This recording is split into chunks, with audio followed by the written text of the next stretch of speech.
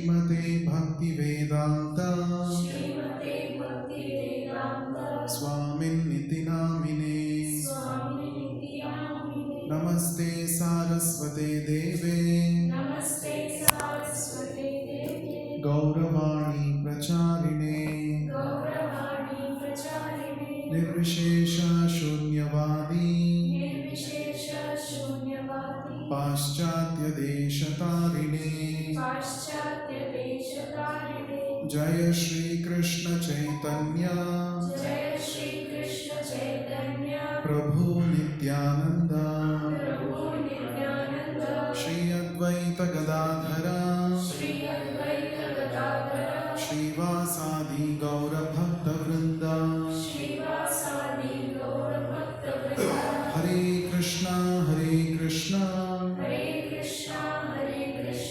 Krishna Krishna Hare Hare Hare Rama Rama Rama Hare Hare.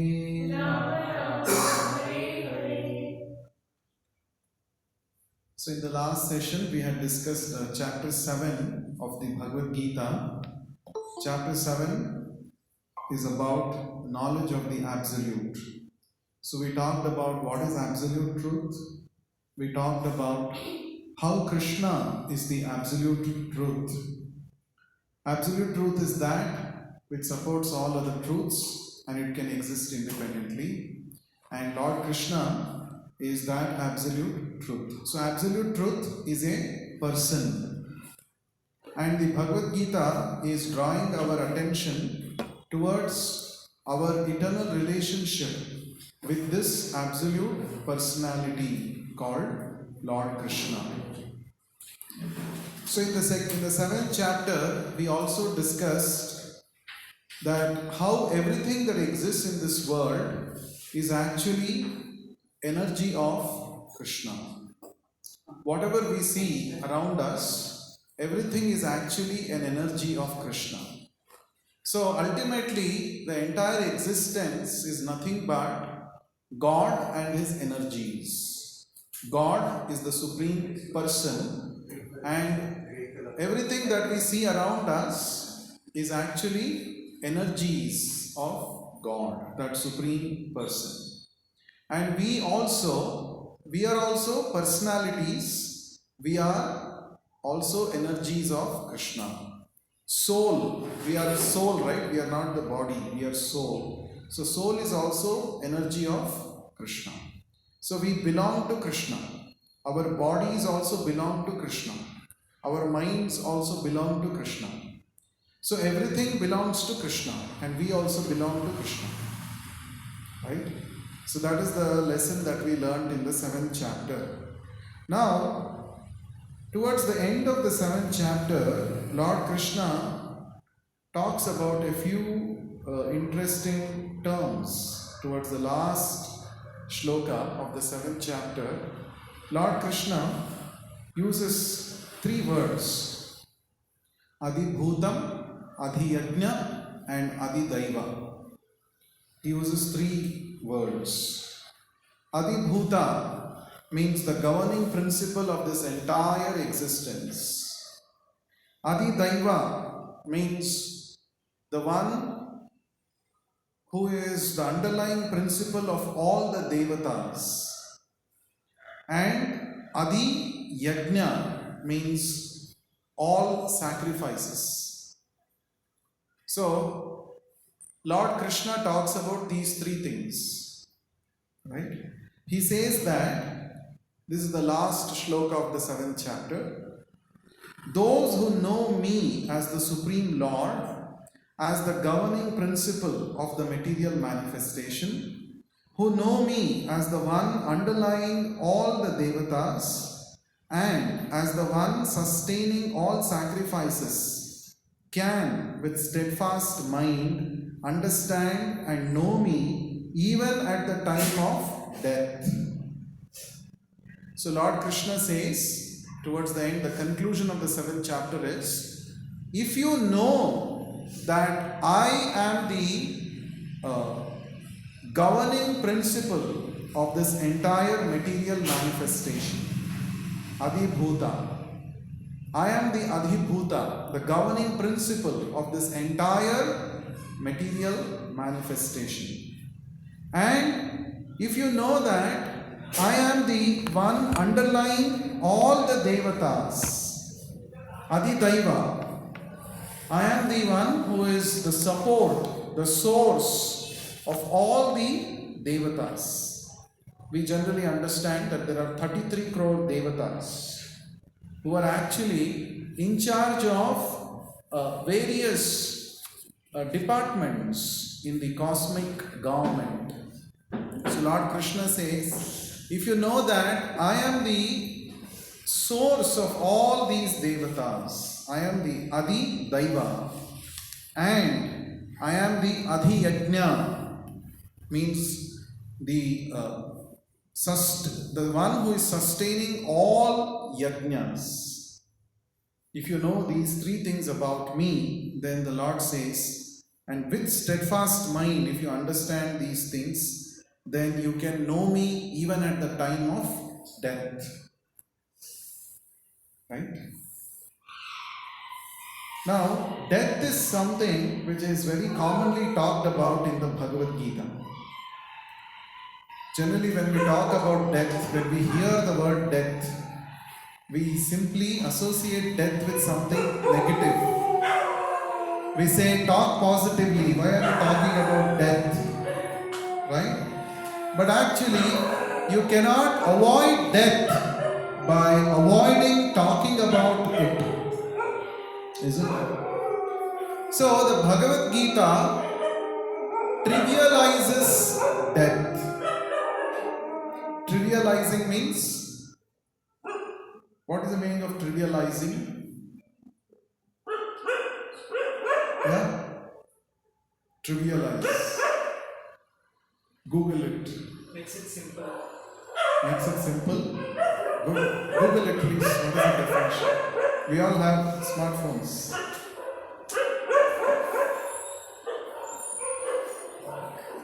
What is trivializing? Something less important, seem less important. Yeah. So, death means, death is trivialized in Bhagavad Gita. As he said, making it simple, making it of less importance. We think, oh, death is so big, death is very difficult, very negative. No, but actually death is the reality of this material world. All of us have to go through this. Krishna already says this in the second chapter of the Bhagavad Gita. He says, Jatasya hi dhruvo mrityuhu dhruvam janma mritasya cha. For a person who has taken this body, who has taken birth, death is certain. Dhruvam means something which is fixed. Dhruvdhara, we say, right? Pole star. Dhruva nakshatra, something which is fixed.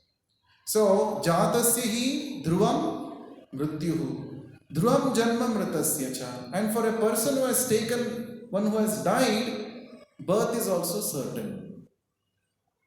You cannot avoid. As long as you are in the material world, you are accepting one body after the other. So, death is certain, and following death, rebirth is also certain. And each one of us sitting here, we have gone through this experience of death maybe 1,000,000 or 1,000,000,000 times. 1,000,000 or 1,000,000,000 times we have gone through it. And it is very painful. And that is why we don't want to go through it again. That is why we want to avoid it. The Garuda Purana mentions what is the experience of death generally.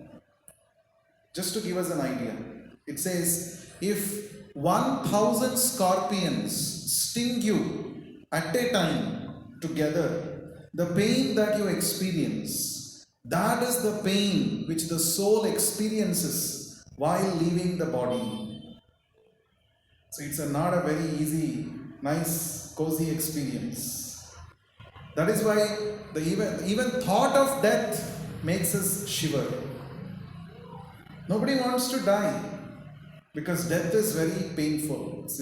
Now it is not only physically painful, but it is emotionally also a lot of suffering. We don't want to leave the body and go because we are attached to the body so much. And especially one who has no spiritual education, he or she thinks that my entire enjoyment is coming only because of my body.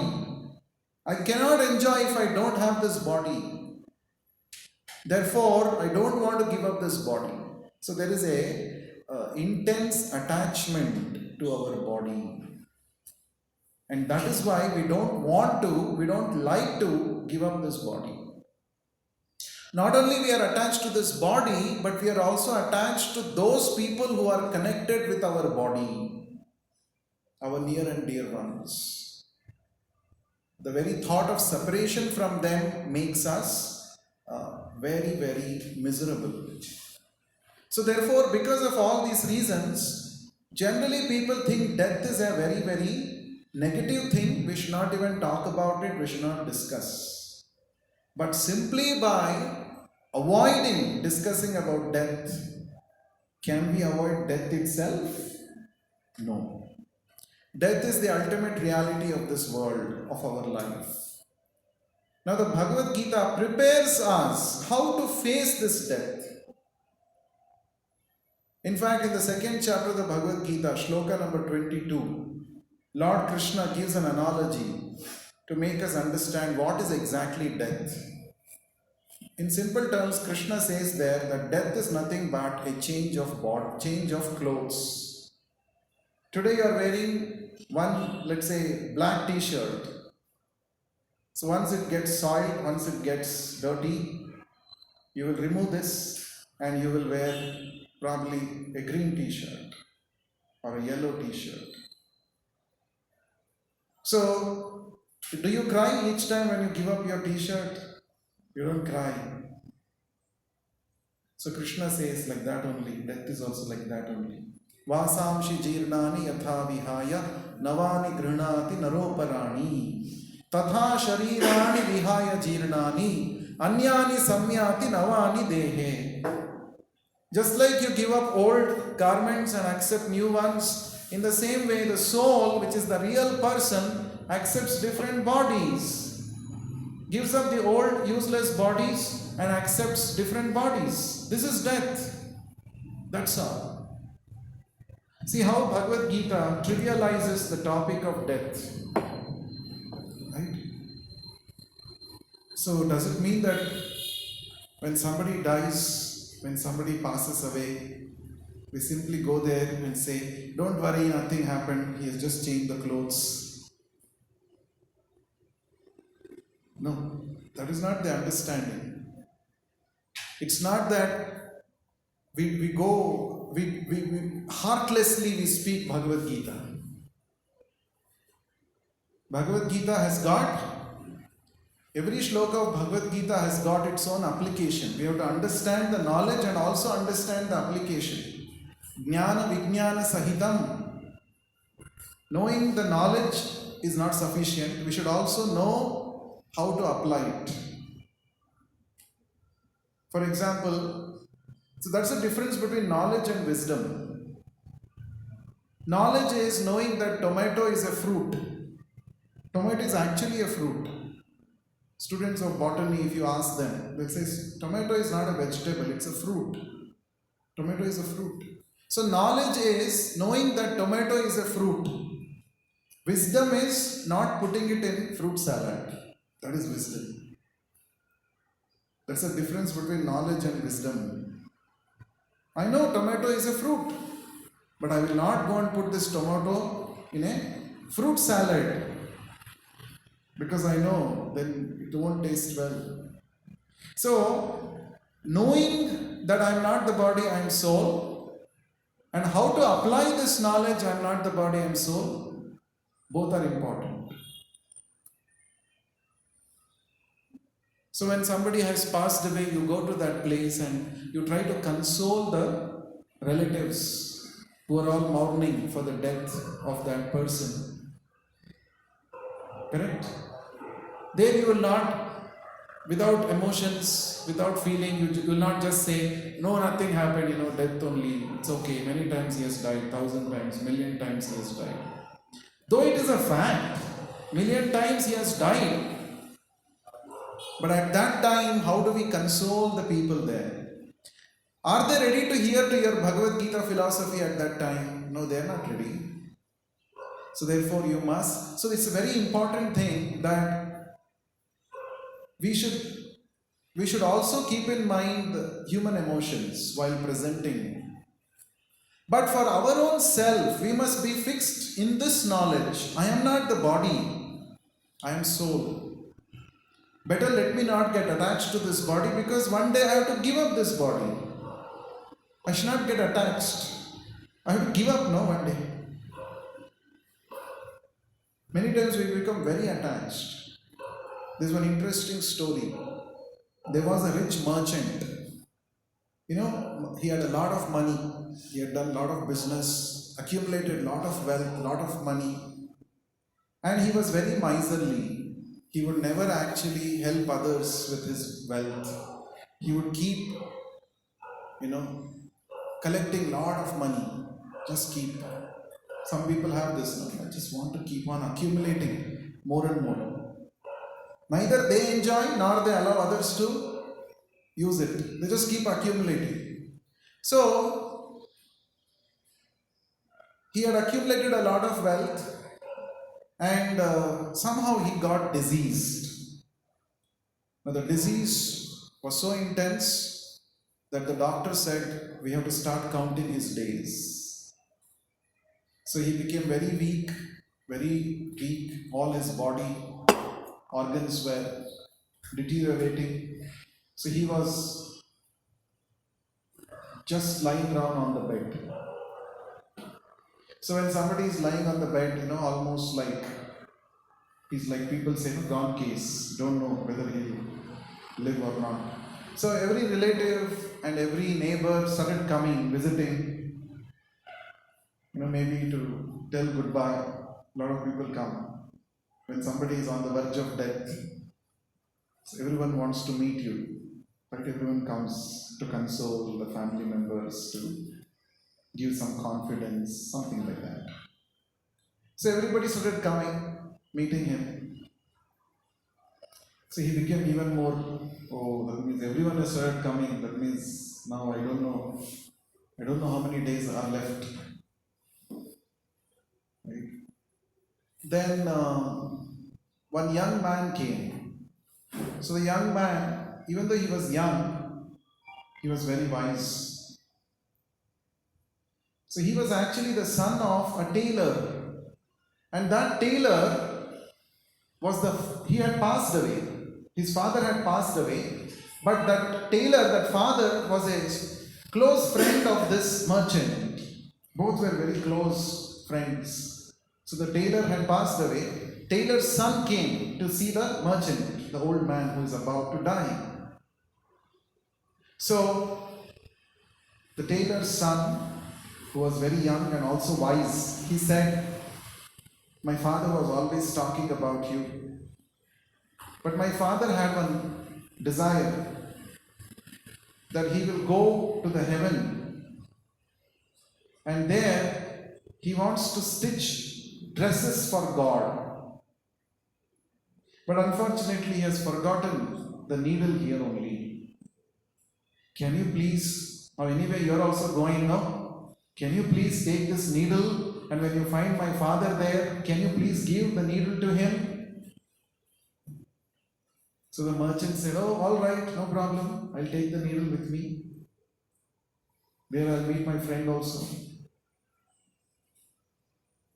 So the young man went away after giving the needle.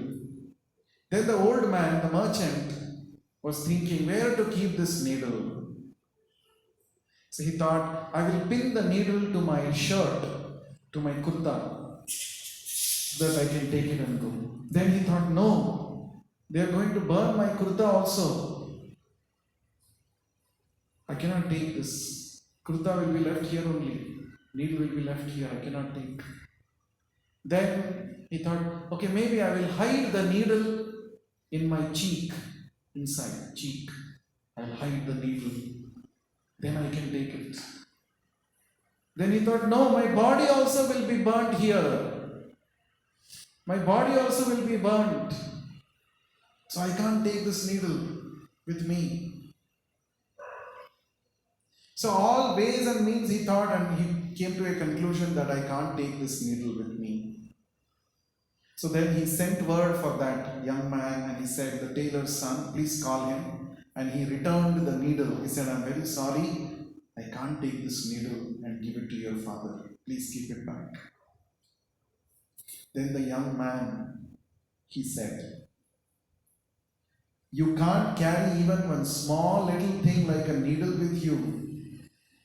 What do you think about all the wealth that you have accumulated throughout your life? Can you take it with you, even one single paisa? You cannot take it. Whole life you have been simply miserable. You have been a miser. You worked hard, accumulated lot of wealth, worked very hard for that. You didn't give to anybody, you didn't do any charity, you didn't do any good activity. Because you are thinking that this money will be with you, it will come with you. No, you can't take even a single needle that you have realized today. So what will happen to all your wealth? So when he heard this, it was like a game changer in his life, a paradigm shift. He said, yes, what you're saying makes sense. Right? And from that day onwards, so by the Lord's plan, he recovered from his disease. And after that, he started utilizing all his accumulated wealth for good activities, for helping others, and for pious activities. So the moral of this story is, nothing comes with you. Death, Krishna says in the Bhagavad Gita, Mrityu sarva haraha, Mrityu sarva haraschaham. Death is the all-devouring truth. It takes away everything from you. But there is only one thing that you can carry along with you in this journey. In death, what is that? There is only one thing. That is bhakti. Only bhakti.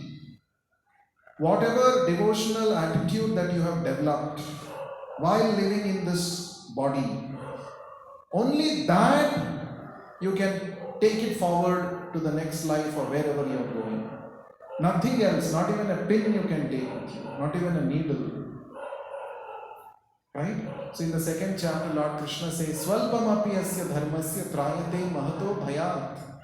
Even a slight endeavor in bhakti can save you from the greatest calamities, greatest dangers, greatest types of fears. Therefore, when we are hale and healthy, when we are young, when our body and mind are in right condition, we must utilize our human life to cultivate bhakti, to practice Krishna consciousness. That's very, very important. Nothing else you can take. All your degrees, all your bank balance, your so many millions of followers on Facebook, Twitter, all that, they will not come with you. Your name, fame will not come with you. Your knowledge that you have studied in your books will not come with you. Only one thing comes, that is bhakti. Of course, bhakti, and along with that, good deeds and bad deeds. The karma follows you. But bhakti is such thing, if you have bhakti, it can burn away all your karma. That is what Krishna said already in the 3rd chapter of the Gita. Jnanagni dagda karmanam. With this transcendental knowledge of bhakti, you can burn away all the sinful reactions of your past activities. So the point is, death is a certain fact. All of us have already gone through it many, many times, and even now we have to go through it. And it is the surprise test. You don't know when it will come. That's another interesting thing about death. You don't know when it will come. There is no fixed date. It's not that those who have taken birth before me only have to die before me. I still have a lot of time. No, nothing like that. It's not first come, first go.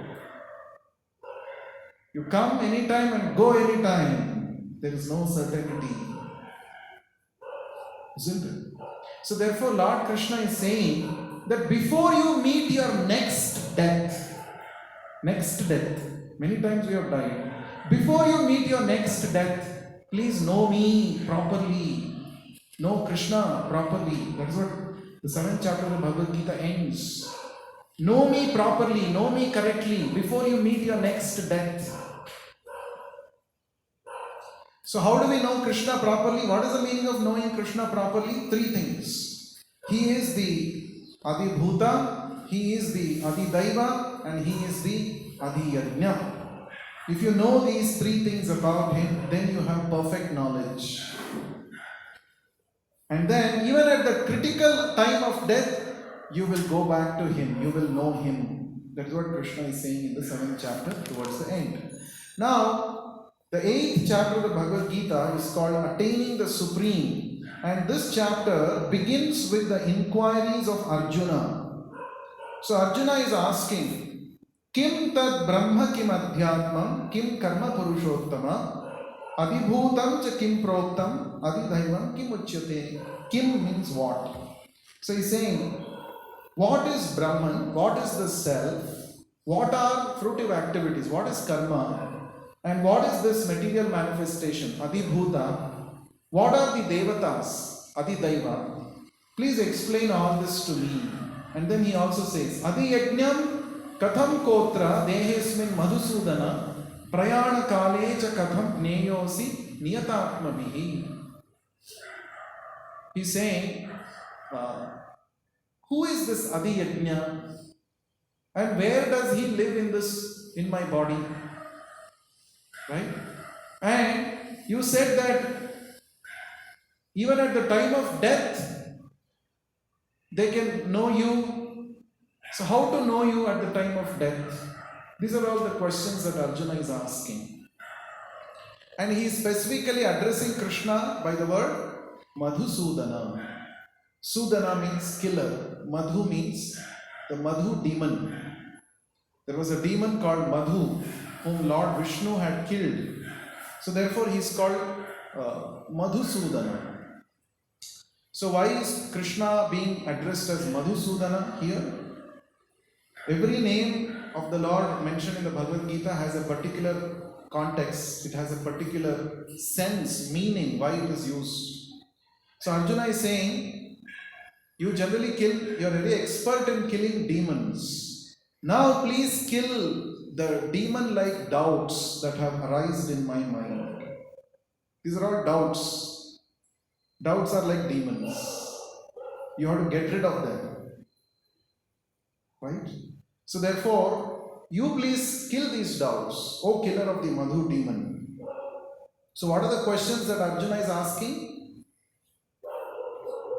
What is Brahman? Number 1. Second, what is Adhyatmam? What is the self? And then, what is karma? Fruitive activities. Then, what is Adibhutam? That is this material manifestation. Then, what is Adidaivam? The devatas. And then, what is Adhiyajna? Right? The Lord of the sacrifice. All sacrifices. And where does he live in the body? These are all the questions asked by. And also, how can those engaged in bhakti know you at the time of death? So these are all the questions asked by Arjuna.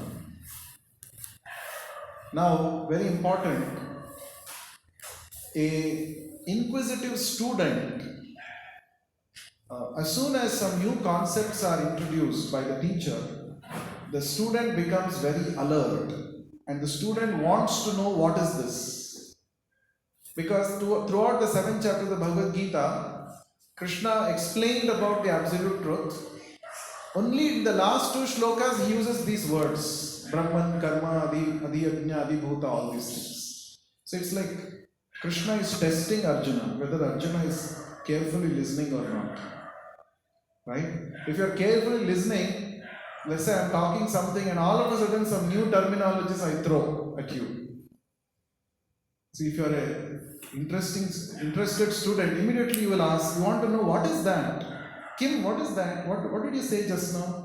All this time you were saying something else, now you're all of a sudden you're talking some jargons. What is that? So same thing. So Arjuna is a very, very interested student. That's a very important. So if you want to understand Bhagavad Gita, we must also have inquisitiveness like Arjuna. Another interesting thing to note, where are they talking? They are talking in the battlefield. On the battlefield, every minute, every second counts. It is a life and death situation there. You cannot simply lose your focus. You have to be very alert. The enemy can come from any direction and kill you. Our life is also like that. Why did Krishna select battlefield as a place to instruct Arjuna? Because our life is also like that. Our life is also not less than a battlefield. Every day we are fighting battles. Forget about external enemies. With our own mind we have to fight battles every day. You plan something, the mind comes up with some other plan and rejects that, opposes it. So there is a fight between you and your mind. Happens or not? So there is fight. And you need to be very alert because the mind can cheat us. Like, for example, you want to get up in the morning, you kept an alarm in your phone. Promptly 6 o'clock, the alarm will ring. But your mind will say, 5 more minutes, let us sleep. Now, sleeping 5 minutes is not a problem, but that 5 minutes becomes 2 hours. You don't even know. That means you lost against your mind. You need to be very alert. Never trust your mind. Right? Until you make your mind as your friend, don't trust it. And Krishna has already told in the 6th chapter of the Gita, when your mind can become your friend, when it is under your control. Only then it is your friend. As long as mind is not in your control, mind remains your greatest enemy forever. Right? How to control the mind? Krishna gave 2-point formula. We discussed this in the 6th chapter. Abhyasa and Vairagya. Constant practice and detachment from those which are unnecessary. These 2 things will help us to control our mind. Then our mind can become our best friend. Okay, now these are the questions that Arjuna asked. Let us see the Lord replies to these questions. So first of all he says, the indestructible transcendental entity, living entity is called Brahman. That is soul. We are all souls, right? We are indestructible. Actually, body is destructible, but the soul is not. So therefore we are Brahman. And our eternal nature is called the self, Adhyatma. Our eternal nature. What is the nature of the soul? The nature of the soul is to serve. Always, any point of time you see in your life, you are always serving somebody or the other. Any moment. You will be either you are serving your mind or you are serving your senses, you are serving some master to please him or her. Always we are serving. That is the Adhyatma, that is the nature of the soul. Nature of the soul is to serve. That is also called Dharma. Soul's Dharma is to serve. And then, actions pertaining to the development of the body is called Karma. We keep doing so many activities, right? Each activity actually is preparing our next body. That is called karma. Right? Every activity that we do in our life, every choice that we make in our life is contributing towards our next body. Therefore, we have to act very responsibly. Very, very responsibly. Right? There is one story about Dhritarashtra. Dhritarashtra was born blind. And then he had 100 sons. And all the 100 sons died in the battle of Kurukshetra. And Dhritarashtra survived to see all that. To see means he could not see, but he witnessed. So after the battle was over, once Dhritarashtra met Lord Krishna and said, see, first of all, I was born blind. I could not become the proper king of Hastinapura. I thought at least my sons will become. But my sons were all adamant people. They were following the path of adharma. And because of undue attachment towards them, I also could not bring them to the path of dharma. And in front of my own eyes, all these 100 sons passed away. This is the worst thing that can happen to anybody in his life. Oh Lord Krishna, you know the past, present and future. You please tell me why such a thing happened to me. Why such a thing happened? So then Lord Krishna said, actually, oh Dhritarashtra, 100 lifetimes back, many lifetimes back, you were a very nice king. Once you went to the forest for hunting. There in a pond you saw, there was one mother duck along with 100 baby ducks. And what you did was, you pluck out the eye of the mother duck and you killed all the baby ducks. Now as a karma of that, this life you were born blind and you had 100 sons, but all 100 sons died in front of you. Tit for tat, what you did, you got it now. Now, Dhritarashtra asked, okay, I killed them and I got reaction, but why did it take 100 lifetimes? Why such a big delay?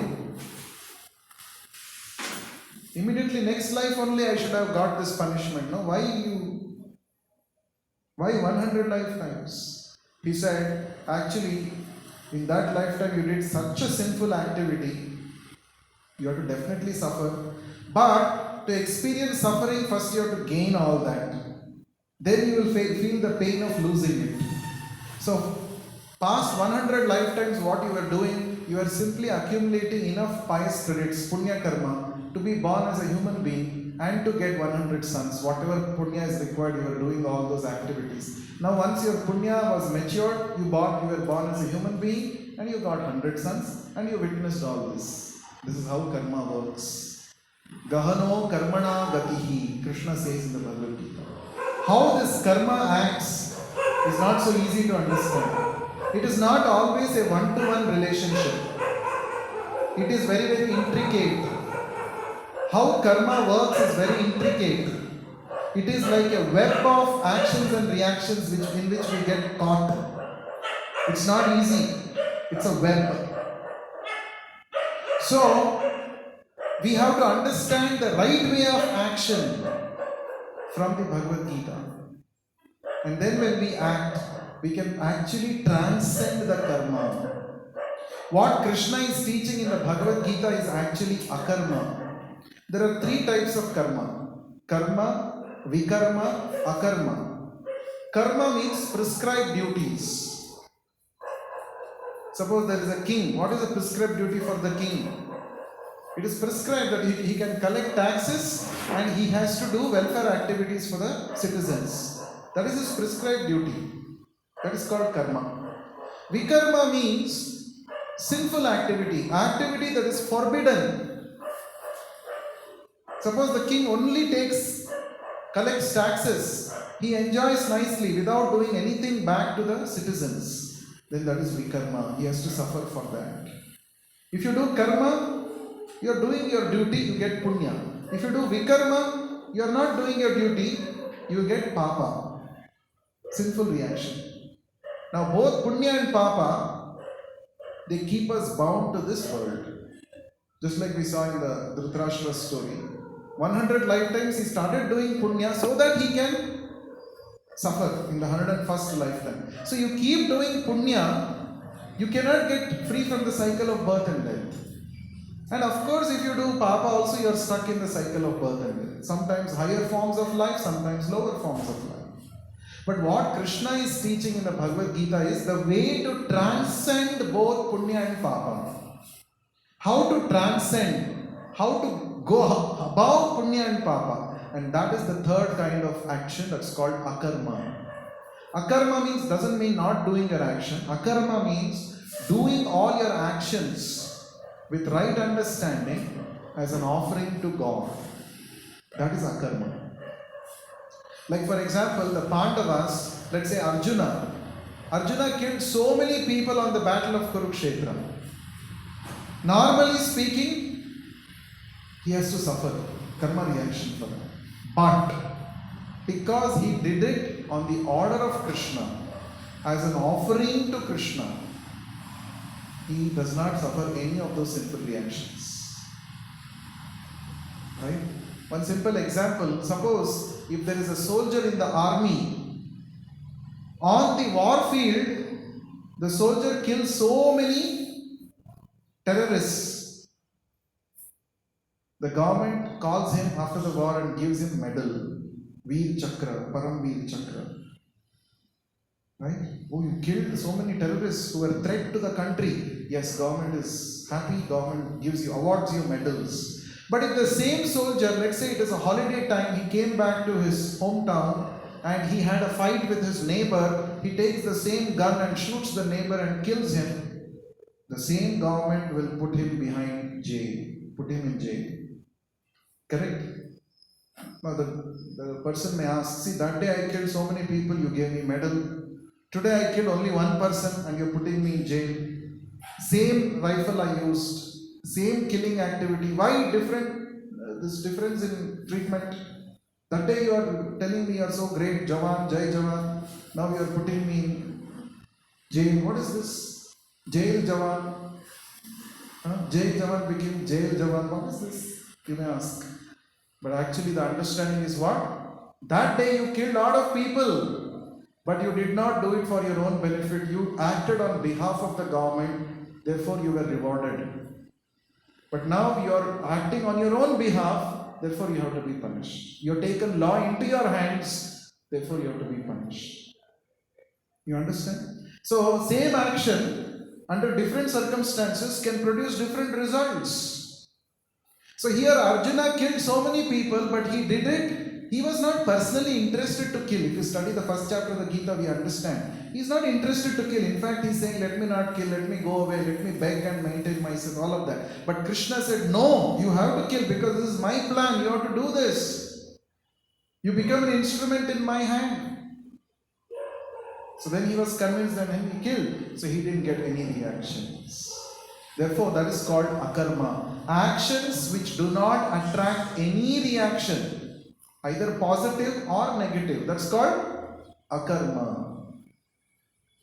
So, if we want to spiritually advance in our life, we should do more of akarma. As a matter of duty, we may have to do some karma sometimes. Sometimes you may have to do some vikarma also. Like some of you, suppose you are doing a zoology experiment or something. You have to kill some animals. It's part of your curriculum here. Correct? Anyone doing that? She's doing. You're doing? Not doing. You're done before. So, anyone else doing? They're every day doing. So, that is vikarma. But you have to do, as a matter of being a student here, you have to do. But, along with that, we should do more akarma. What is akarma? Activities which produce neither punya nor papa. Punya is like golden handcuffs. Suppose somebody the police comes and arrests you. Sometimes they bring handcuffs, no? Let's say they bring golden handcuffs and put. So we'll be very happy. Golden handcuffs they have put. No, you are losing your freedom. You got arrested. You'll be behind bars. So if you get golden handcuffs or iron handcuffs, both are making you lose your freedom. So therefore punya is compared to golden handcuffs. Papa is iron handcuffs. In both the cases, you are handcuffed. So Krishna says, neither be interested in doing punya nor be interested in doing papa, because by both this you are going to be stuck in this world only. So therefore you do bhakti. So bhakti activities are called akarma. That's a different account. It's neither punya account nor papa account. Bhakti is permanent bank account. Right? So what is bhakti? Like all of you are sitting and hearing Bhagavad Gita, that is also bhakti. Yeah, suppose you are spending 1 hour hearing Bhagavad Gita. So 1 hour you have done bhakti. Right? Of course, we should do with right consciousness. Then you get more advancement. Oh, this person something is saying. I have no other option. I have gotten stuck here. Let me sit and hear something. Of course, if you do that also, you will get some benefit. It's not that it is going to be useless. And you chant, let's say you chant Hare Krishna Mahamantra. That is akarma, bhakti. Akarma. That means it will promote you to the spiritual platform. It will transcend you from the material platform. That means no accumulating. Just what did we read here? Karma means those activities which produce a material body for you. Every action that we do produces some reaction. To enjoy or suffer that, you have to take another body. Again, get stuck in the cycle of birth and death. But akarma or bhakti activities are those which do not keep you in the cycle of birth and death. Correct? Therefore, we should do more of bhakti, more of akarma activities. So, let us see what Krishna says next. So, we understood what is Brahman, what is self, and what is karma. 3 things we understood. Then Krishna says, what is adibhutam? Physical nature. So, the physical nature is known to be endlessly mutable. The universe is the cosmic form of the Supreme Lord, and I am that Lord represented as Super Soul, Paramatma, dwelling in the heart of every embodied being. So Krishna is saying, what is Adibhuta? This material, physical nature is called Adibhuta. Whatever you are seeing around you, it is Adibhuta. It is producing varieties of living entities, nature around us. Right? And in the 9th chapter, Lord Krishna explains that this Adibhuta is working under my direction. And then Adidaivam. Adidaivam means the underlying principle of all the devatas. Right? That is the cosmic form, Vishwarupa, which the Lord showed in the 11th chapter of the Bhagavad Gita. We'll discuss about that when we go to 11th chapter. All the devatas, they are part of this Vishwarupa. Right? That is called Adidaiva. And then Adi Yajna means the Lord who is seated in everyone's heart as the witness, as the Paramatma. So in everyone's heart, God is present. Right? Now that's a very important thing. Generally, if you study the holy books of Western religions or Abrahamic faiths, you get this understanding that God is sitting up there on the sky and He is witnessing all our activities from there. Right? And He becomes very angry if you don't follow His order, and He will send you eternally to hell. And they say the fear of God is the beginning of wisdom. So you should be very fearful about God. Then only you will be actually on the right path. So this is the kind of idea that is presented in the Abrahamic faiths. But actually in the Sanatana Dharma, this is not the idea about God.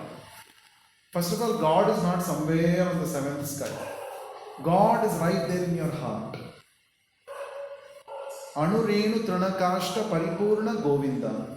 In every nook and corner of the creation, in every atom, in every blade of grass, God is present. And if you develop the vision of bhakti, you can perceive Him everywhere. And is he to be fearful of? No. He is your Suhrudam Sarva Bhutanam. Krishna says that in the 5th chapter of the Gita. Krishna, God is our eternal well-wisher. He is a loving person. And he is so tolerant that he keeps forgiving all our mistakes. You might have done sinful activities throughout your hundreds of lifetimes, but now also you have equal opportunity to get the love of God than somebody who has been acting only piously.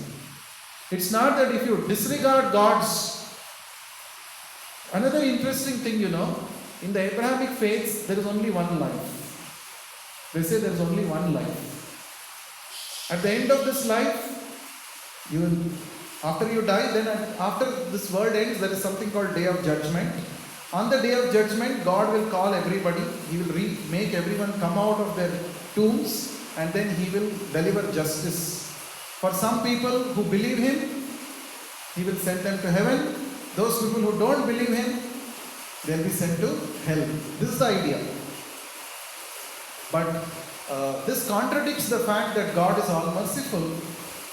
If God is so merciful, He gives only one chance, one life, and then in that life everything is judged and kahani khatam. That's all. Eternally you go to heaven or eternally you go to hell. From this, how do we know God is merciful? He is not merciful from this. But if you see the Sanatana Dharma, he says, God is present in your heart as Paramatma. He is always witnessing your activities. He also gives you instructions, inspirations from within. If you have the right consciousness, you will be able to take His inspiration from within and always go on the path righteousness. Not only that, He gives you multiple chances. Not just one lifetime. He gives you innumerable lifetimes. Innumerable opportunities to realize Him, to develop love for Him, and to go back to Him. He gives you n number of chances. Not only that, He personally comes to this world to perform various activities so that we get attracted towards Him. Not only He personally comes, He sends His confidential devotees, the acharyas, who come and teach us the right way to act. This is called mercy. This God is really merciful. Right? So many times we don't know. Why many times youngsters say, oh, this Vedas, oh, Puranas, what is this? We are not interested. Why? Because there's nobody who has explained all this properly. And we always think, oh, the other process is so nice. Let me change myself to that process. Right? So it is simply a matter of sentiments.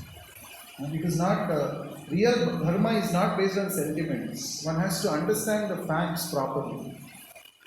Simply somebody makes a sentimental speech and people say, from today I will give up this dharma, this religion and go to that religion. Externally you may change your name, you may change your dress, you may change your habits, but at the core you are the same Sanatana soul. Many times we think problem is with the process. Problem is not with the process. We have not understood it correctly. Isn't it? Anyway, so the one who studies Bhagavad Gita properly, he will not have all such doubts. Isn't it? So, now the 5th shloka of this chapter says, at the time of death, if you quit your body remembering me alone, then you will come back to me. Of this there is no doubt. So, the time of death is called what? It is an examination. Right? Just like you all have semester system. Yes? So, throughout the semester you study, and at the end of the semester what will be there? Exam will be there, right? And you have to write the exam, and if you pass, you will go to the next semester. Correct? If you don't pass, you have to repeat. Or you have to, some bags will be there, you have to carry forward those bags, right? And study. Anyway, so this life is also like an exam, right?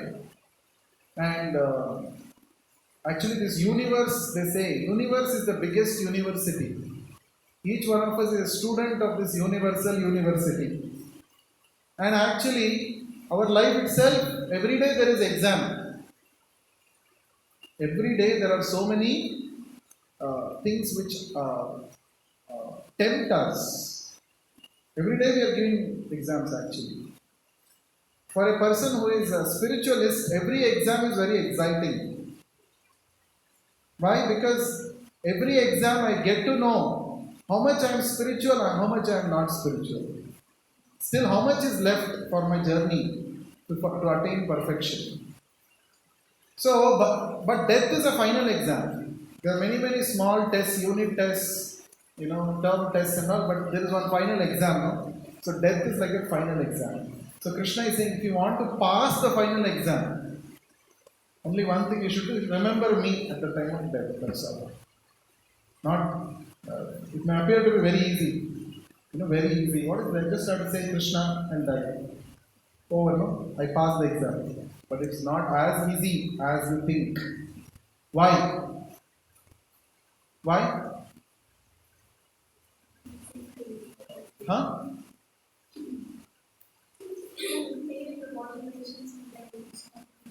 Yeah, scorpion bite, pain in the body. Then, in that pain, how to remember Krishna? Not easy. Then any other reason why we cannot? Why it is not easy? Mentally also you are disturbed. Yeah. Emotionally also you are disturbed. Many movies you might have seen. When old man is dying, he'll call all his children and say, "This much, I worked very hard and I have accumulated all this property. Please take care of this property very nicely. Okay, this is for you, this bungalow is for you, this is for him, this is for him." They do will, they write will and they die. So at the time of death, they are thinking about all that. Where to remember Krishna at the time of death? Not easy. So, it's not very easy for both mentally and for physically. It's a very terrific experience, death. So, unless we have practiced remembering Krishna throughout our life, when we are hale and healthy, it is not possible to remember him at the time of death. Just like if a student doesn't study from day one, in the examination hall, do you think some miracle will happen? All answers will come all of a sudden to his mind and he will start writing. He has not studied only. He has not done his dharma of being a student throughout his semester. An examination hall, can he pass? Right? It's very difficult, not possible. In fact, there will be some tricky questions sometimes. Let's say all the questions are tricky. Even though a student has studied nicely, still there is question, there is a doubt whether he will pass or not. Correct, no? Even though somebody has studied very well also, he has done his duty, dharma of a student, but there's no guarantee he will pass or not. Then what to speak of a person who has not studied at all? Correct? So therefore, that is why when we are young, hale and healthy, sometimes people say, why Bhagavad Gita is required for youth? Bhagavad Gita you should study after 60 years. For what? 60 years you can't see also, you can't read Bhagavad Gita. Right? And you don't know what our mind body system will it help us to understand what is there in the Bhagavad Gita. Can't understand. And let's say even if you read and understand, somebody reads and tells you, what is the use? At that time you will simply regret. Oh, had this knowledge, if I had got this knowledge before, I would have not done all those mistakes in my life. Only regret will be there. That is why we have to learn this when we are young and lead our life according to this Bhagavad Gita. So Krishna says, this is the title of today's session, the law of last thought. That is based on the 6th shloka of this chapter. Yam yam vapi smaran bhavam tyajatyante kalaivaram tam tamevaiti kaunteya sadatad bhava bhavitaha. This is called the law last thought. Whatever state of being one remembers when he quits his body, that state he will attain without fail. So at the time of death, whatever you think about, you will become that in the next life. And whatever you think at the time of death is determined by what all activities you have done throughout your life. So, at the time of death, you will see a fast track movie.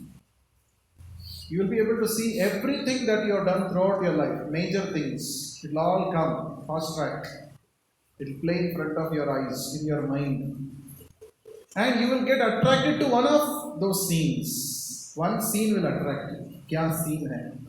This is the scene I was enjoying, this.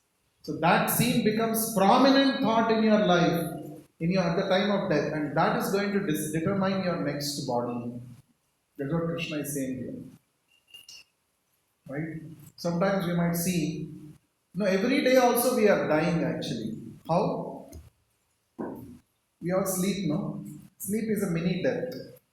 So what happens in the sleep? You forget your body, you forget everything. You are in your subtle body. Okay? And you can go anywhere. Do we all see dreams? Yeah. So what happens? Suppose you are thinking about something too much that particular day. There are very high chances that same thing comes in your dream also. Maybe some mind will exaggerate some things, but similar concept will come in your dream. Have you experienced this? What you are too much attached to, what you are too much thinking, that whole day you have spent a lot of time thinking about it, that will come as a dream. Maybe with some exaggeration there and here, because mind can exaggerate. You know how mind exaggerates? Suppose in our real life we have seen gold. We all have seen gold? You seen or not? Have you seen mountain? Now in the dream, mind can mix both the concepts and show you golden mountain.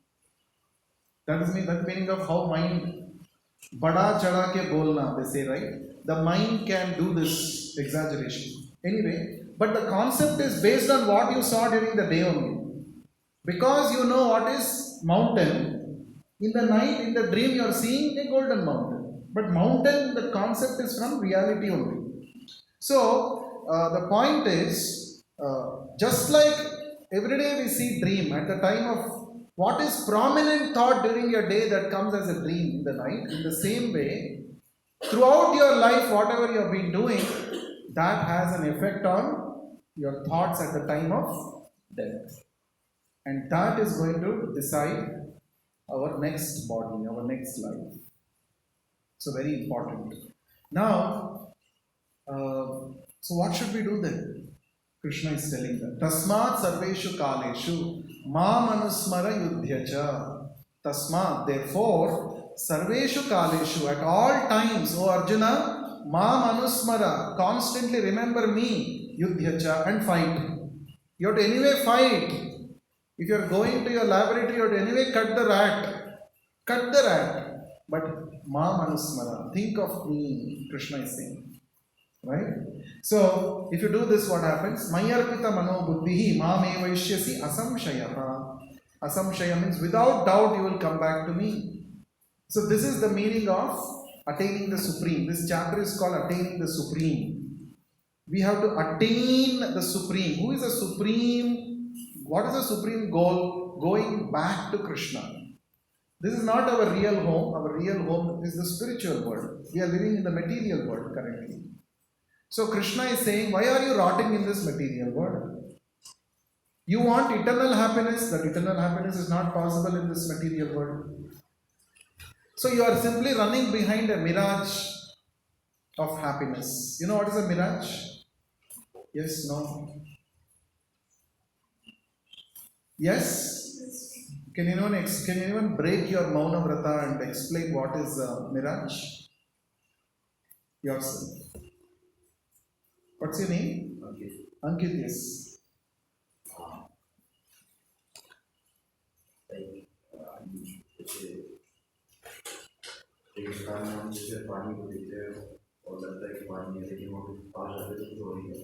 Yes. इसके लिए what is the reason for this? Refraction of light. Yeah. Total internal reflection. Refraction. Total internal reflection. It's a phenomenon comes under refraction of light. So even on highways also on some hot days, when you're walking, when you're traveling, or when you're going in the bus or something, you feel that there is some water. But actually, if you go there, there is no water. So this is called mirage, right? So in the material world, we think if I achieve this, I'll be happy. But after going there, are you happy and satisfied? No. Oh, maybe something else is important. Let me chase that. So we are chasing one after the other, keep on chasing.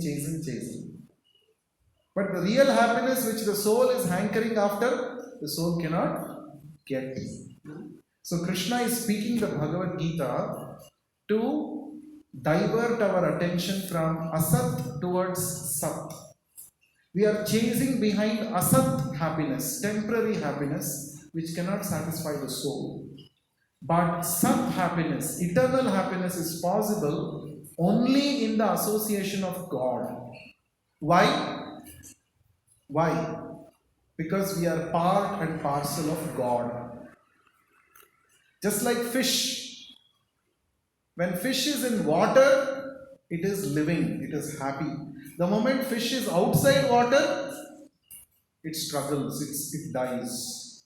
In the same way, the soul without connection with God simply suffers. Many times people ask, why do we need spirituality? Actually, we need spirituality because we are spiritual beings. We are not the body. Simply taking care of the body and providing everything that the body demands, by that you cannot become happy. You can try and see. A lot of people have done that in the past. Instead of trying, you can see their life. A lot of people, big people, rich people, big achievers, everything they had, but still they are not satisfied, they are not happy. As long as you don't take care of the soul's need, whatever you may do, you will not be happy. This is the lesson that Krishna is teaching us in the Bhagavad Gita. So therefore he is saying, don't make plans to settle down in this world. This is not your destination. Your destination is the spiritual world from where I have come. I have come to take you back there. So that is this chapter. So he is saying, come back to me. So our goal should not be to settle for temporary things. We should not settle down for temporary things. That is the whole thing. So Krishna is saying, if you want to remember me at the time of death, what you should do? Abhyasa yoga yuktena. You have to practice. So every session that you come here, we keep telling, please chant Hare Krishna mantra. Why? Every time you chant Hare Krishna, Krishna Krishna, Hare Hare, Hare Rama, Rama Rama, Hare Hare. What are you doing? You're doing abhyasa of remembering Krishna. There are so many ways of remembering Krishna, but the easiest way of remembering Krishna is by chanting his holy names. If you chant his holy names, what happens? Our heart gets cleansed of all the impurities. And we also become qualified to associate with God. Right now, our heart is filled with so many contaminations. Kama, Krodha, Lobha, Moha, all these things. Why? Because we have distanced ourselves from Krishna. The more we are going away from Krishna, the more these contaminations increase. Just like in the solar system, the planet which is far away from the sun is darkest. So darkness means what? You are far away from light. That is the meaning. Doesn't mean light doesn't exist. Many people, atheistic people say, God does not exist. If God does not exist, how did you exist? Who is giving you the power to digest the food that you are eating? Who is giving the power to you to speak like this? Isn't it? So, God exists, but you are far away from God. That is why you are saying, I am not seeing God. Correct? So people, somebody in the Neptune planet or Pluto planet will say, where there is no God only, there is no sun only, they'll say. Arey, no, sun is there, but you are very far away.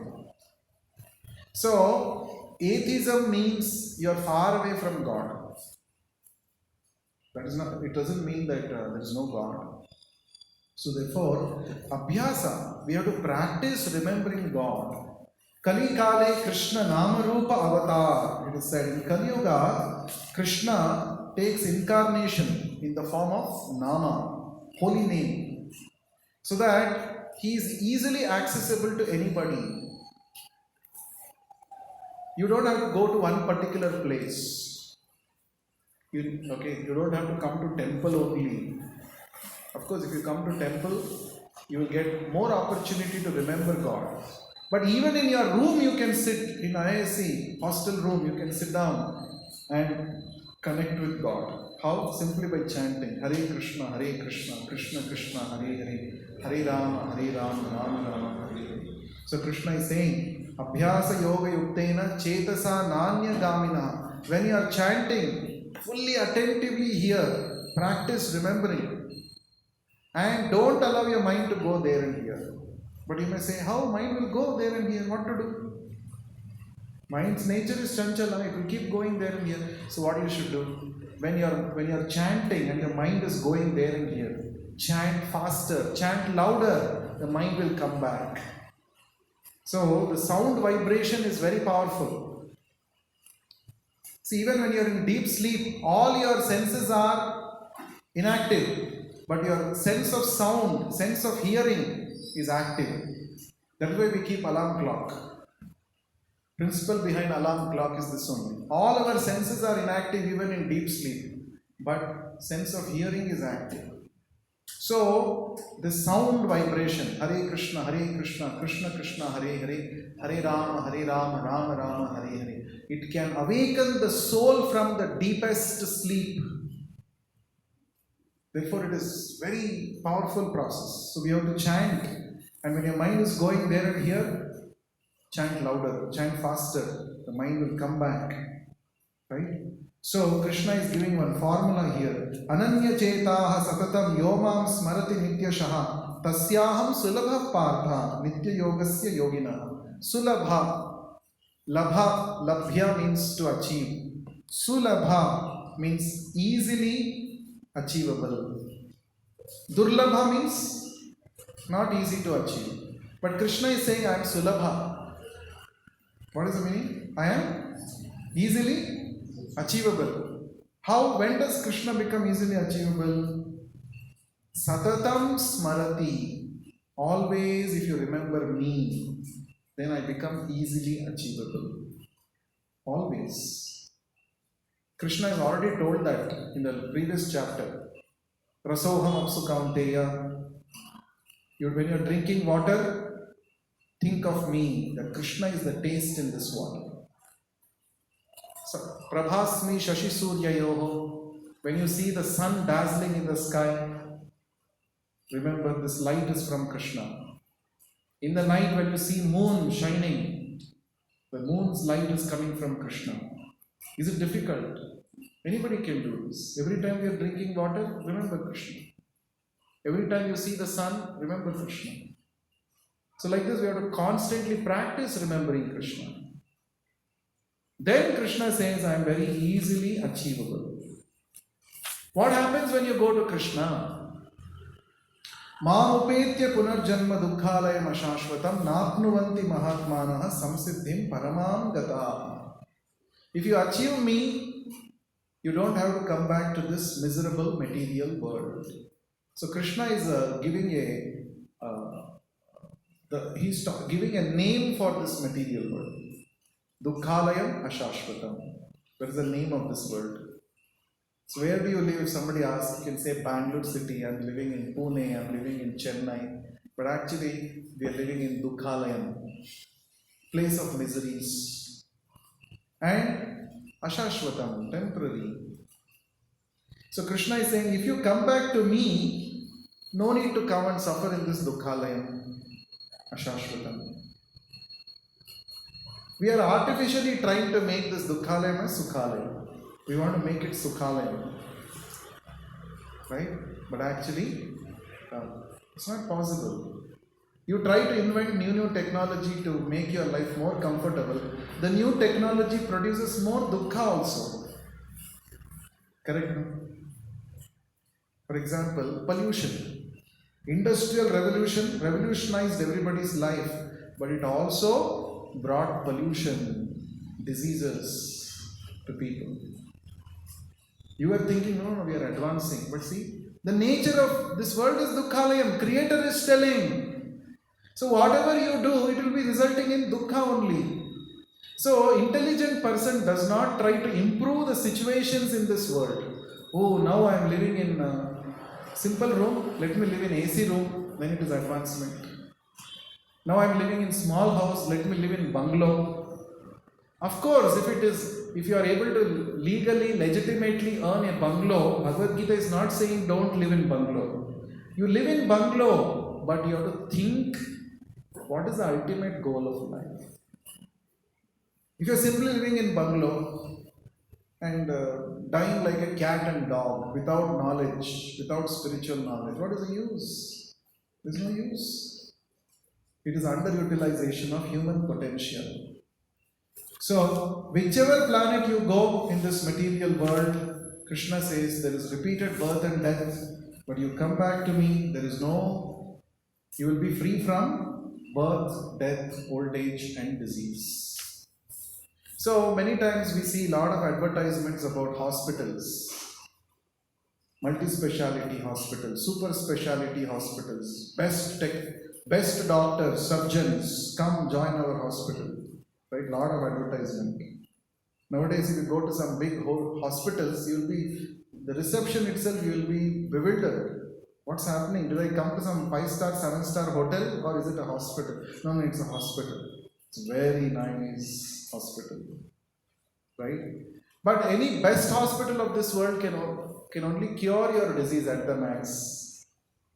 It cannot stop your death and disease. Can it stop? But Krishna is saying, I am that Vaidya, that doctor which can cure your death. Right? Ankit Sujay is calling. So, if you take shelter of this doctor called Krishna, Dr. Krishna, right? Then what happens? 4 things you'll be free from. Janma, Mrityu, Jara, Vyadhi. Janma means taking birth, Mrityu means dying, Jara means old age, Vyadhi means disease. You may say, we have also conquered so many Vyadhis, so many diseases we have conquered. No. One disease you may conquer, another disease will come. Then you become busy discovering medicine for that disease. Once you conquer this disease, another disease will come. Then you have to find medicine for that disease. So, however advanced we may become in science and technology, we cannot reach a stage where there is no disease at all.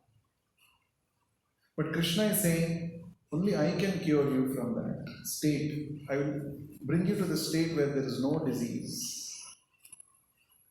Now somebody may say, it is all fairy tales. How can I believe that such a thing happens? Isn't it? How can I believe? What is the guarantee? Correct? What is the guarantee? So Krishna is saying like this. So I have to simply believe sentimentally? No. If you start practicing this bhakti yoga, you will actually start yourself experiencing this real happiness. Before taking up this process of bhakti yoga, our happiness depends on some external substance, some external input. Oh, if I watch this movie, I'll be happy. If I drink this, I will be happy. If I eat this, I will be happy. So our happiness is based on external things. But when you nicely practice this bhakti yoga, 2 very simple things, not very difficult. Shravanam, Kirtanam. Just these 2 things. Shravana means hear about Krishna. Like Bhagavad Gita, you hear, read, understand. That is Shravanam. Kirtanam means chant Hare Krishna mantra. These 2 things when you do, nicely do it, then actually you will experience yourself that you're already happy. You discover your inner happiness.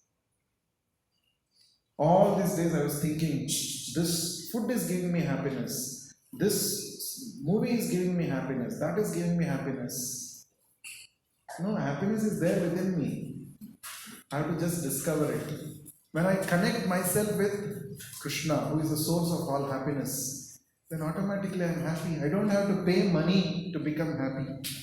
This is looting going on actually. In the name of giving happiness, everyone is looting. But real happiness is within.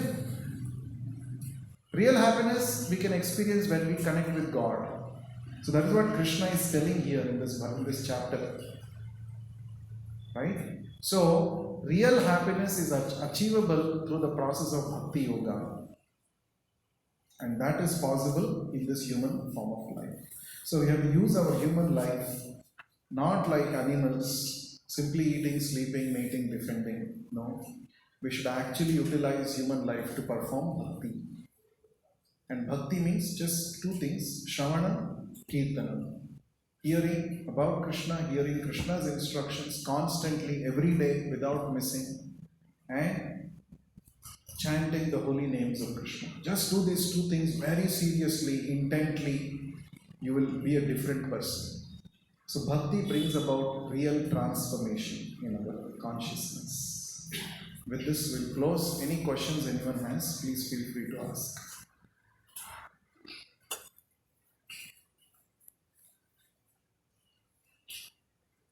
Why so much pain during that? Why not sugar? Which one? Why so much pain during that time? Which time? Death, during death. For those who have this, as I said, this pain is not just physical pain, it is a pain of emotionally attachment. We are emotionally attached to the body. And also we are emotionally attached to our so-called near and dear ones.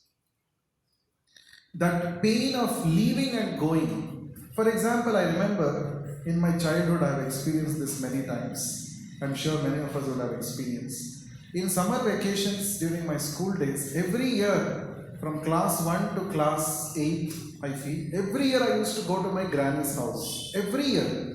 Summer vacations, after exams are over, go to granny's house.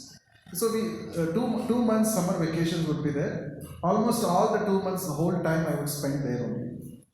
And first day we are very excited. And as the vacations are getting over, we feel so low. Oh, I have to leave and go. I have to go back. Oh, I have to leave my village. Granny's so nice place it is. I can enjoy, play with children, so many things. And on the day of going, literally I was crying. All relatives used to console. Don't worry, another next holiday will come very soon. You can come. How many of you experienced this? Literally cry. So just for 2 months, we become so attached to that place. We develop so much attachment that we cry. We don't want to leave and go. Then imagine this body. We are living in this body 50 years, 60 years, 70, whatever number of years. So much attachment we have now from this body. So that is attached. How much you are attached, that much you will feel pain while leaving. Correct, no? Correct. Your suffering is directly proportional to your attachment. Right? Suppose you lose one 6,000 rupees phone. Okay, some pain is there, no problem. Suppose you lose 60,000 rupees phone. Pain is even more. Correct, no? So we are so attached to the body. So that's why we feel pain. But not everybody feels pain. Those who are self-realized, those who attain the self-realization, those who learn how to fix their mind on Krishna, they will not experience pain even at the time of death. Okay. So therefore, the acharyas, the pure devotees of the Lord, they will have a smiling face even at the time of quitting their body. Sukha Marana, it is called. Like you are asking, where Sukha is not there. Sukha is there. Because for a pure devotee or for a self-realized soul, this death is just a way to give up the temporary and go back to God. That's all. But for those who are materialistic, those who are very attached to this body, they are so much uncertain, don't know what will happen next to me. Uncertainty. Somebody asked Prabhupada, what will happen to you and your disciples after you die? So they all said, we are all going straight back to Krishna. Full confidence. Right? We know who is Krishna, we know his name, we know his address, we know everything that Krishna has spoken in the Bhagavad Gita. We have practiced our life according to the instructions given by Krishna in the Bhagavad Gita. And Krishna has promised that if you practice, if you do this, what I am saying, I will surely take you back to God. So there is no uncertainty. So in this way, a devotee can transgress or he can transcend the fear of death. So we can, each one of us can transcend the fear of death if you simply follow Bhagavad Gita in your life. Because Krishna is assuring, 100% you will come back to me, there is no doubt. Krishna is saying, it's not some today's politician's statement that you have to doubt so much. Krishna is saying, he's saying, you do this, you will come back to me. Do this, you will come back to me. Pakka. So there is, for a devotee, even quitting the body is sukha. Any other question? Last question, I think we are getting late. Yes. So here Prabhupada is telling, according to Vedic system, a student has to be under training in the spiritual master, Yeah. and then recite the old syllabus. And Yes. in that two Brahman speeches, in context, Prabhupada Yes. is telling. Yes. Brahman speeches. What is that? In this way, they realize two of Brahman speeches. Yes. So that two of Brahman speeches, like, I didn't understand. Yeah. That is there in the first paragraph. Brahman, although one without a second, has different manifestations and features. For the impersonalist, the syllable Om is identical with Brahman. Krishna here explains the impersonal Brahman in which the renounced order of sages enter. So both the personal and the impersonal aspects. Any other question? Yes. Please distribute the beats. During the discussion, we have a connection with Anu Anu Renu Truna Kashta Paripurna Govinda. So it is from where? This is from the Vedas only, but it is quoted by one of the Acharyas in the Madhva Sampradaya in one of his songs. Anu Renu Truna Kashta Paripurna Govinda. Anu means atom. Renu means dust particle. Truna means grass, blade of grass. Kashta means firewood or stick. Kashta. So Govinda is present in all of this. Okay, what is any other doubt anyone has? Any other question? Online also. They're asking. Yeah, I guess supposed to connect that one person only. Please ask. Krishna Kartik.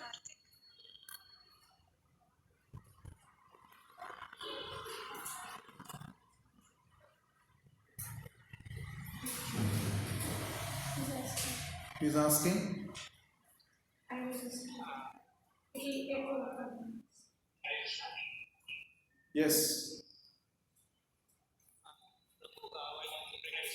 Consciousness.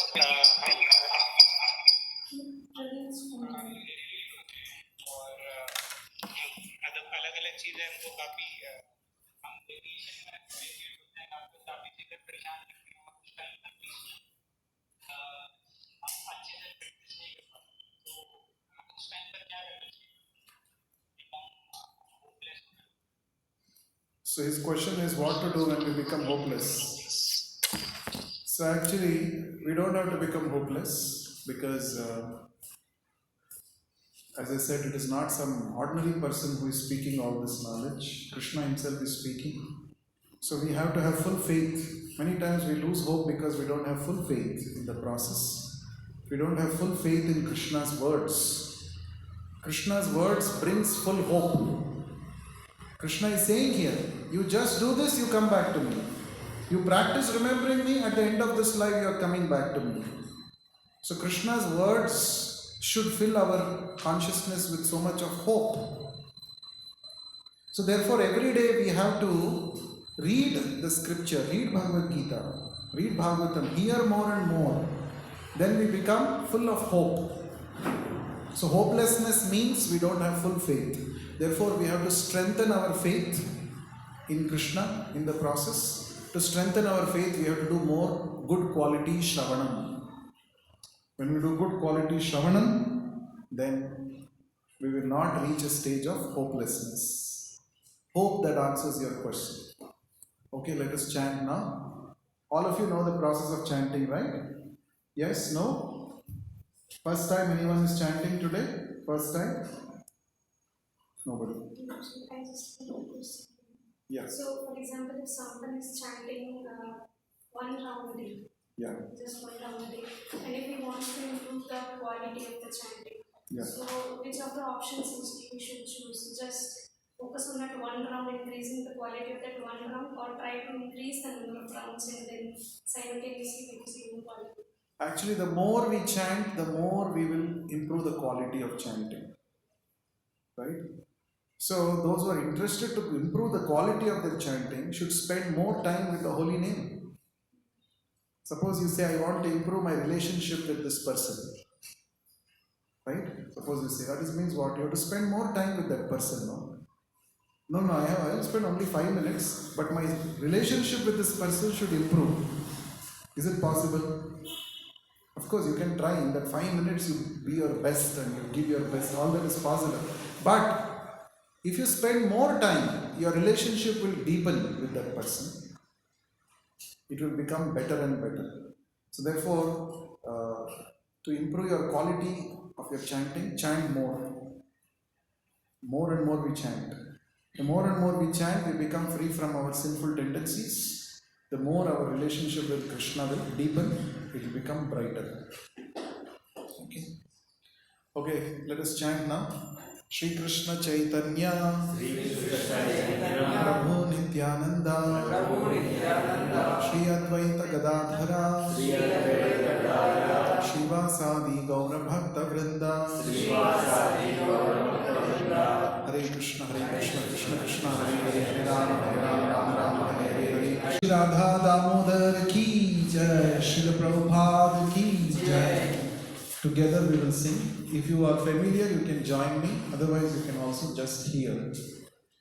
Namamishwaram Sachidananda Rupam Lasar Kundalam Gokule Rajamanam Yashoda Bhiyolukhala Dhavamanam Paramishtamathyanta Todritya Gopya Rudantam Muhurnetra Yugmam Rajantam Karambhojayugmena Satam Kanetram Muhushvasakam Patri Rekhanka Kantha Sthita Graivam Damodaram Bhaktivadham Iti Dritsvalila Bhirananda Kunde Svabhosham Nimajjantam Akyapayantam Taniyeshitagneshu Bhaktairjitatvam Puna Prematastam Shatavriti Vande Varam Deva Moksham Na Mokshavadhimva Na Chanyam Praneham Vareshadapiha Idam Deva Purnatha Gopaya Param Sada Me Manasya Virastam Kimanyai Idam Te Mukham Bhojam Atyanta Nilai Vritam Kundalai Snigdha Raktaischa